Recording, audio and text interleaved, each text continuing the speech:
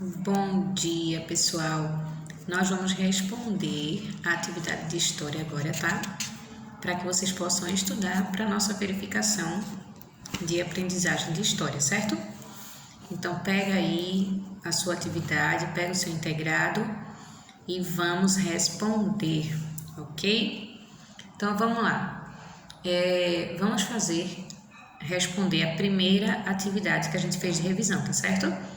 Então, primeiro sistema de governo, monarquia, que inicia na página 336.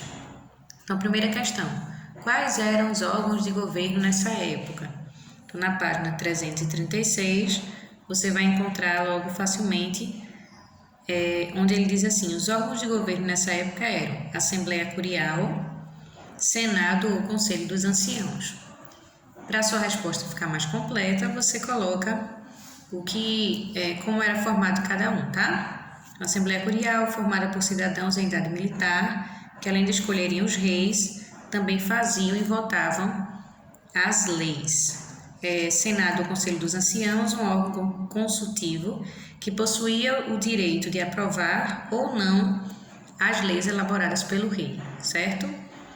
Então, o rei não tinha poder absoluto durante seu reinado, tá? Então, esse Senado, ele aprovava ou não a lei elaborada pelo rei. Então, os órgãos de governo nessa época eram Assembleia Curial, Senado ou Conselho dos Anciãos. Para a sua resposta ficar mais completa, você coloca a função deles, né, como era formado cada um. Segunda questão: havia diversos tipos de magistrados romanos, como, também na página 336, na partezinha que começa a República Romana. Então, o primeiro sistema de governo foi a monarquia, depois a república. No finalzinho da página 336, na parte da monarquia, diz assim, ó: em 509 a.C., um conflito entre o rei e os aristocratas provocou o fim da monarquia. O rei Tarquínio, o Soberbo, de origem etrusca, foi deposto pelos patrícios, descontentes com a dominação estrangeira. Então, esse conflito provocou o fim da monarquia e deu início à República Romana. Então, quais eram os tipos de magistrados romanos? Também, lá na República Romana, diz assim: o poder executivo, o controle e a organização do dia a dia era exercido pelos magistrados, eleitos por um ano. Havia diversos tipos de magistrados romanos, como cônsules, pretores, censores, questores e edis, certo? Então tá tudo aí, você copia. Para sua resposta ficar mais completa, você escreve o que era que cada um fazia, ok? Tem dizendo os cônsules em número de 2 que comandavam o exército e eram os chefes dos demais magistrados. Em épocas de guerra eram substituídos por um ditador com mandato de 6 meses. Aí vocês colocam isso, que é para sua resposta ficar mais completa, tá? Os pretores cuidavam da justiça. Cada um deles tem dizendo qual que era a sua função.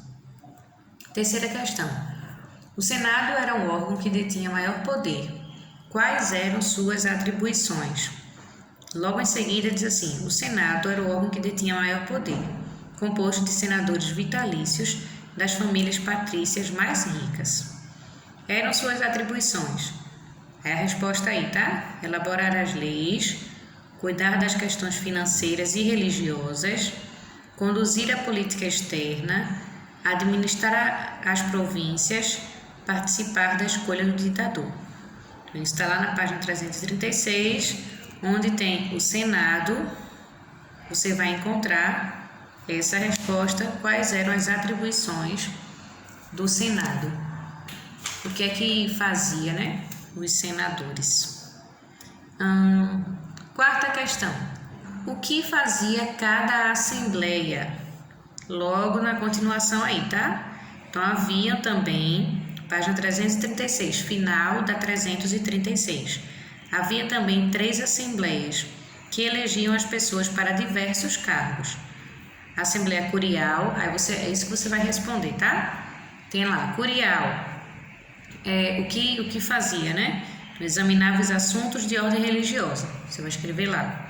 Tribal, responsável pela nomeação dos questores e edis, você vai colocar lá. Centurial, na página 337, composta pelas centúrias, grupos de militares encarregados de votar as leis e eleger os magistrados. Quinta questão, explique o termo guerras púnicas. Então aí a gente começou a República Romana na página 336, continua na 337 com as conquistas da República. Na segunda parte, né? Porque a página é dividida em 2. Então, na segunda parte, a gente vai ver sobre as guerras púnicas. Diz assim, as 3 guerras entre Roma e Cartago são conhecidas como guerras púnicas. Então, explique o termo de guerras púnicas. Você pode simplesmente responder que esse nome era dado às 3 guerras que aconteceram entre Roma e Cartago, certo? Essas 3 guerras ficaram conhecidas como guerras púnicas. Você vai encontrar lá na página 337.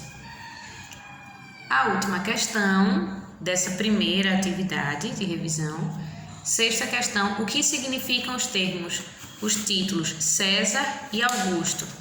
Lá na página 338, bem no final da página, diz assim, César, Augusto. O que significam esses títulos? Após o governo de Júlio César, o nome César passou a designar um título usado por todos os imperadores que o sucederam e dava a ideia de governante. Então, César dá a ideia de governante, rei ou até ditador. Até hoje, o nome é associado a esse significado. Então, César significa rei, governante ou até ditador. Então, vamos lá. Esse título de nobreza foi concedido aos primeiros imperadores romanos. Então, depois de Júlio César, o termo César foi usado para designar um título, né? De imperador, rei ou ditador. E os imperadores que vieram após ele, tinham o nome César, né? Era como se fosse identificando que ele era o imperador, o rei ou o ditador da época, tá? Era um título mesmo, não era só um nome. Augusto significa sagrado, consagrado, que tem caráter divino. Então, você vai colocar isso lá, significado de César e de Augusto. Pronto, ok? Então, aproveitem para também ler toda a página, certo? De onde você retirar a resposta dessas questões. Ok? Isso é muito importante, tá? Não só responder, mas também fazer a leitura das páginas onde estão as respostas das questões. Aproveita aí, já vai estudando, tá? E tirando as suas dúvidas.